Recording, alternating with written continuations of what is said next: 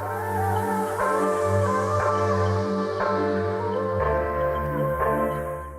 welcome back to Off the Pitch. For the first segment, we sat with Cyrus and we spoke all things that happened this week in the CAF Champions League, with Sundowns getting eliminated and Pirates progressing. And now we're moving into the interview part of our show, where we have a really lovely conversation lined up for you with the marketing manager of SuperSport United. That's Coltrane Munyai, who's right here with us. Hello, Dete, how are you doing? No, man, thanks, and Paul. Thanks for having me here today. Yes, thank you for joining us. We just want to shoot the breeze. We know SuperSport United fired a coach. We're going to get to that sometime in our conversation. But for our audience, what does a job of a marketing manager entail for a football club? Yeah, look, in a football club, it's a very different position that you do. You know, the very thin line.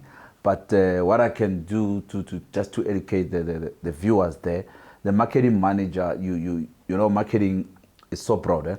So I'll talk the pillars that form the marketing manager of a football club. So you'll be responsible for events. Your events, I'm talking games. Yes. So you organize games and you start organizing from the job point of view, you know, the joint operation center with the municipality, with the stadium, ensure the availability, booking the stadium, making sure complying, you know, with the Sasria Act, you know, and then the PSL, obviously. Okay. So it's the eventing part. Then come the branding part, you know, to ensure that the brand is up there, you know, the guys are looking good, it's done properly, you know, according to the brand manual. Then come the merchandise. Then you're gonna look at the players. So let's start players, technical team, whatever. When they dress up, when they look up, they need to look good. So it's a merchandise area. Then comes the commercial part of merchandise, the replicas, the selling of replicas, and other stuff that we, you know, for supporters and all those things. So it's all that. And then you have the media. You know, we need to ensure that we give positive medias there. We manage that situation as well. And then, you know, with the life of today comes the so-called digital media, which is your social... I was going to ask you about that. So now it's part of marketing. Okay. So I look up of all those part of things and then ensure that, well, I've got a team that helps me to ensure that we need to make sure, because that's when we found out you fired a coach on social media. And so that's and how has it evolved? You say you've been there for 21 years. How has the whole marketing sphere evolved? Look, I mean, it's being involved. I mean, for me, I started when there was no manuals, when there was nothing. I didn't start it as a marketing manager. I didn't start it, there was not even a marketing officer. I started, you know, when the academy was starting, you know, in the 2000s, you know, I started like a small thing, getting the kids to training from Outreachville to this side of the world. Then I realized there's a space here. I say, okay, done some marketing courses, let me do this. Okay. I spoke to Stan and say, no, come to the office 2-3 days. I started there. And then I just took the marketing life, you know, to be my career on the soccer field. And so how do you build a brand with all the three big brands in South African football, like Sundowns, Chiefs, and Pirates, for a club like SuperSport United? Look, for SuperSport United, if you can look at it, you need to identify what can make you unique out of it. Fortunately, being from Pretoria, I saw something which is a gap, and obviously the team was in Pretoria. I said, okay, we are a young team with this, and then I came with the word Matsatsantsa, which was, at that time, it meant young and trendsetters. Yes. Well, you know, you must look smart, you must dress accordingly. And I said, this can work for the team. And then the name today is there. Then within the years, and I came up with Schema Matsatsantsa, you know, be a friend, just to refresh it.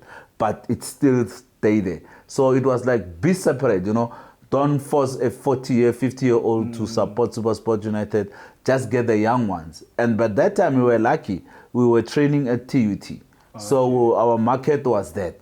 It was the young ones, you know, when they finish hoping in 3 years, they are attached to the team. And that's what happened. I mean, I met a lot of guys.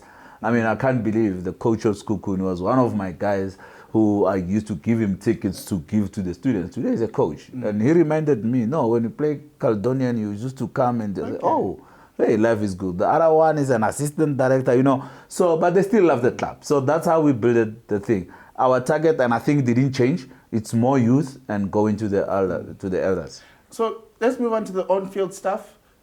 SuperSport's sitting in 8th position. What's the plan for the season? I know you have let a coach go, but what's the plans going for the next couple of months? No, look, it's only a month to go. Yeah? So what we're looking at is to stay on the top 8, which we pride ourselves to say we are the only team since the exception of PSL being on the top 8. So we want to just protect that last legacy. It's a legacy, just ensure that it's still there. So we're looking just to keep to be on the top 8. That's what we're looking for, and obviously planning for the new season while we're doing that. Okay. Yeah. And what's the plans for the new season? I know this season you went heavy on the youngsters. It is a SuperSport legacy, as you would say. Are you going to continue with that? Yeah, look, this is the model that we're bringing in. We looked first to say, as you said, with the big 3, what's going to make you different? We look to say, over the years, we are one of the best academies that we have. I mean, there's no team that we play against. It doesn't have a player that comes from SuperSport United Academy, specifically. So we realize that and we say, we never kept our players. We released them. So now what we want to do is to keep them more in the team. Okay. So our wish is to go through that pipeline, that we get our players from DDC and then they go there and then we can sell them from that point. But we're going to go on with this one, and it looks like it's working. As we're saying, I mean, we've got young team and it's very working. We just need to add experience there, and then we can see where we're going. Okay, that's good to know. I know that you also have another passion on the side. You're an avid golfer. You also have your own golf day. It is, man, it's researcher. Yeah, look, man, I'm a golfer. I love my golf. I believe it takes stress out of me. When I go to golf, just hit that small ball, you feel good. Yeah. And then, as we said, I've got my golf date that I've been hosting it for 8 years now. Okay. So, but mainly it started as more social, but now I looked at how can I help the needy ones. So it becomes more of a golf day, raising funds to help the needy golfers, and a certain Mohale Golf Foundation that I've adopted from Pretoria to say, let's do this. Last year I had a small boy who was born without the left arm. In fact, it was just the left arm, so I'm trying to get him a post-trade arm.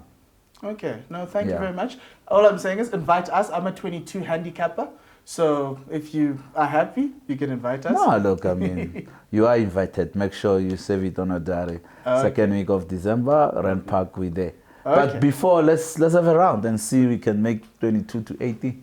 Thank you very much, Coltrane Munyai, for joining us today. I really enjoyed the conversation that we had. And to you, our viewers, please do not go away. We've got a final segment where you talk boxing and EPL results with Cyrus Rogers.